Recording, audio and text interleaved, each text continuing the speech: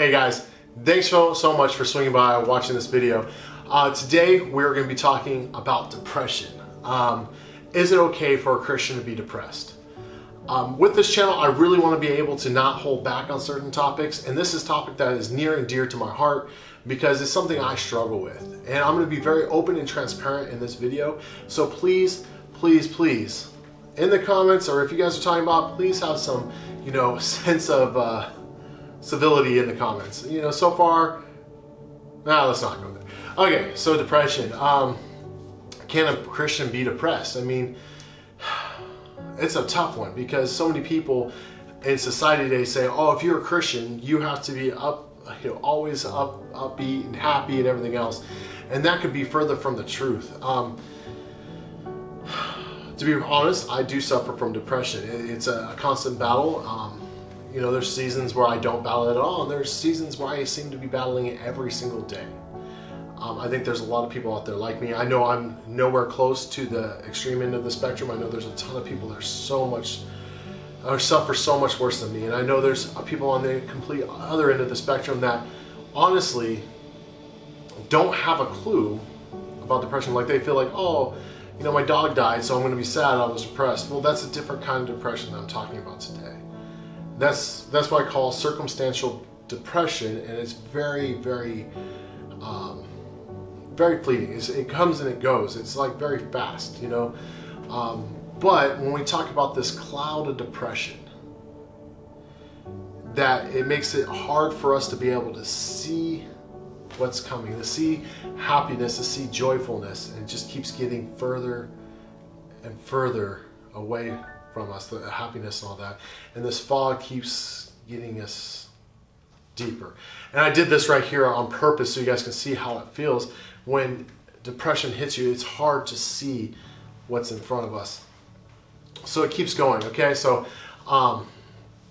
can you be a Christian and depressed? Yes, absolutely. You can be a Christian and be depressed. We see examples of this all throughout the Bible. And you know what? You can argue with me if you want. I don't really care, but these are ones. Elijah, homeboy Elijah, this is one of my favorite stories in the whole Bible. He just literally called down fire from heaven. Literally, mountaintop experience on the top of Mount Carmel. Literally just awesome moments of Elijah's life. And he's sitting here and he's just like, boom, let's just set this up, okay? It's in Kings. So we have Elijah and you have all these 450 prophets of Baal going at it. They're like, who's God's real? And I love it because I'm a sarcastic person. I will be sarcastic. I don't even care. And Elijah was sarcastic. So they have these people and he's like, okay, whoever's altar, their sacrifice lights up on fire first, it's done. Like that's the God, let's do this. So these prophets of Baal, they're coming in here like, chanting and dancing and trying to do all this stuff, and nothing's happened, right? Nothing at all. And then they start cutting themselves and screaming louder. And Elijah, I can just imagine, he's sitting there back like, huh? And he's probably looking at the, huh? And they're still going at it. And so Elijah, and this is the part that I love about this story right here, because I can relate, is Elijah starts making fun of him and starts being so, hey, yo, maybe he's taking a poopy upstairs, I just said poopy, wow. I have 3 kids, deal with it. He's like, man, maybe he's up there taking a dump. Oh man, maybe he's on vacation. Maybe he's asleep. Maybe your God's asleep. And everything in Elijah's mind, like, man, my God don't sleep. My God don't go on vacation. My God is faithful. And he's thinking all this stuff. And Elijah has confidence in who God is. He's like, yeah. And these people, they're out there acting a fool, and he's probably just like, okay. So, this is all going on. Elijah, full of confidence, probably comes up and goes, hold my wineskin. Walks up, right? And they're in the middle of a drought, so like this is even more significant right now. He says, hey, pour all this water on this thing, Let's make it so we can show y'all what's up. Pour this water. Make it so damp. And I can probably imagine what these people are thinking about. Like, man, if you guys have ever tried to start a fire, like a campfire or something, it's hard. And if you pour water on there, it ain't gonna happen. But Elijah, He's like, psh, whatever, dude, I got this. Elijah, he's pouring all this water on there. He's having all this going on. He's just like, Chris International version right here. God, please, if you would, show these people who's boss.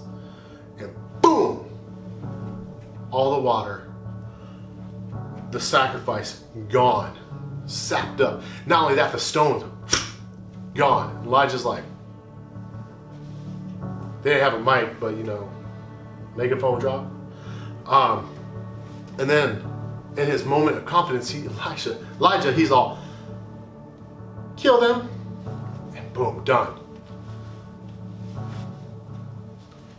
Everybody right now in that time is like thinking, man, Elijah, man, did you just see what he just did? You see what God just did? Holy moly. Elijah's up there probably like, thank you, God, this is awesome. Cloud 9, yeah. And then all of a sudden, Jezebel, this queen, says, I want Elijah to die.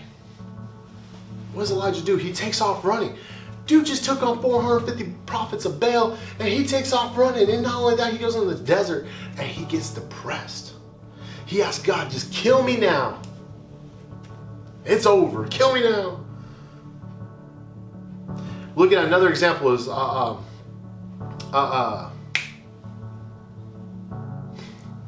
Job.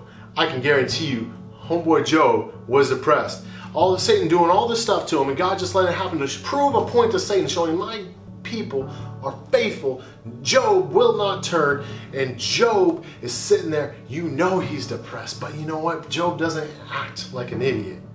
Job knows what's up. He knows God is in control. Job was probably depressed. And the last one I'm going to use right now is Jonah. Jonah was depressed. Jonah had to go and talk to these people that were like the worst of the worst. I was trying to put this in my context in my head today was Jonah, right? And we're always thinking, oh man, he ran away from God. You know what? Chill out for a second. Just listen to me for a minute. I was reading a book by Levi Lusko today. And the thing about it, these people were so bad. They cut out your eyelids and left you in the sun. I can't even go outside without my Ray-Bans on, and you're going to tell me you're going to cut my eyelids out and put me in the sun? No. Not only that, these people were so bad. Let's equate this to right now. If God told you to go and talk to the ISIS people, would you do it?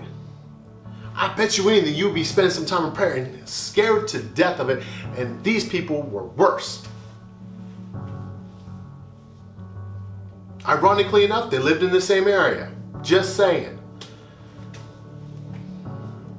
But Jonah was depressed. God, kill me now. But he still did what God told him to do. Granted, he had a little motivation with the fish. Let's just throw that out there. But can you be depressed as a Christian? Yes. But what you do in your depression is what matters, okay, guys?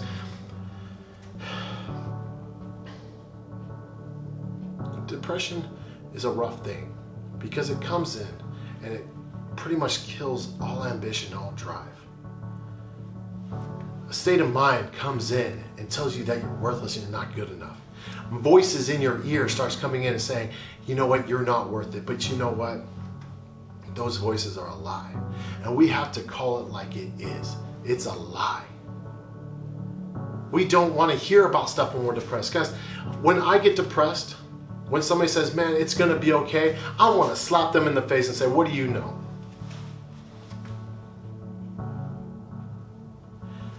But we have to rise above it.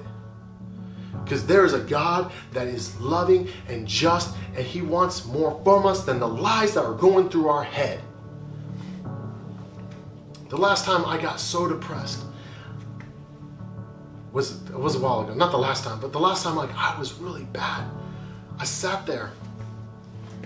And this is where it's going to get rough for me. And I've only opened up about this a couple times. So forgive me for a second if I get a little emotional or a little spacey. The last time I sat there madly depressed, I sat there with a gun in my hand and wondered if this was the right life for me.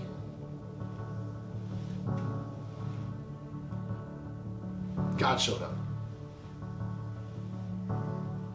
In Elijah's life, we hear that still small voice. You know, there was an earthquake and a wildfire and God was in, and then there was a whisper. And I felt this whisper saying, you got a wife and kids, man. You got a calling. And you're going to let this moment, this feeling, this lie take it away? I put the gun down and said, you know what, God, you're right. Where I don't agree with a lot of the language and a lot of the content that comes out of this guy's mouth, the guy who runs Black Rifle Coffee Company said he wakes up every morning and shakes it off because the people that died, his brother and sister, because he's a veteran, deserve more than him to shoot himself or him to have that kind of life. And I respect that. Well, like, I think we should all have that level. Like, when we wake up in the morning as Christians, we feel that depression keeping in, we feel going, we have to realize that we serve a God that sent his son to die for us, that we might do something better with our lives than what this lie is telling us. So let's call it like it is, guys. It's a lie.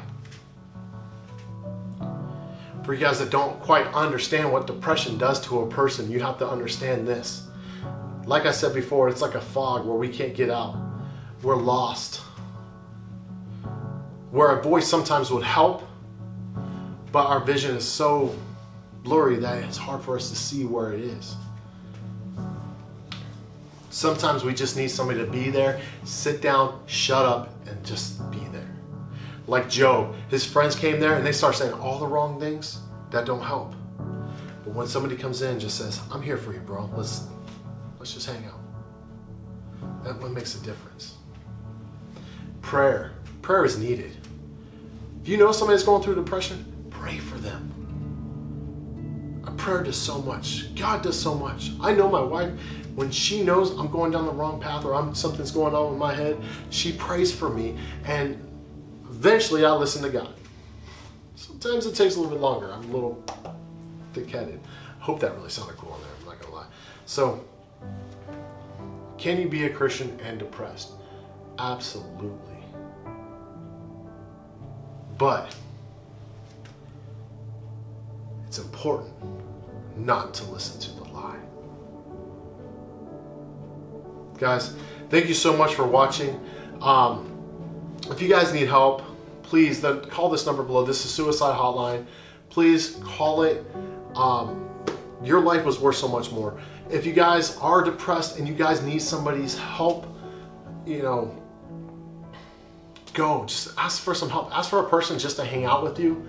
You don't always have to open up. I know when you're depressed, it's really hard to open up about it. But guys, just go to a friend's house and say, dude, can we just hang out? If you guys know a person is depressed, I think I got this mixed up a second ago, and you guys want to know what to do, just call that person and say, what's up, dude? Don't ask them how they're doing. Or no, sorry. You can ask them how they're doing. Don't say it's all going to be all right. Don't tell them to smile either. That one makes me mad. But it's important, guys, that we come together as brothers and sisters in Christ to take each other alongside, to pray for each other, to comfort each other, to encourage one another, and especially in depression when it's so stinking hard. Those moments are the best time to come alongside your friends and your family and to really be there for them. Guys, thank you so much. If you guys found value in this, please like and subscribe. Share it with somebody that might be going through something, because let's face it, you can be a Christian and be depressed, but it's important not to listen to the lie. I love that statement. So guys, thank you so much. Take it easy.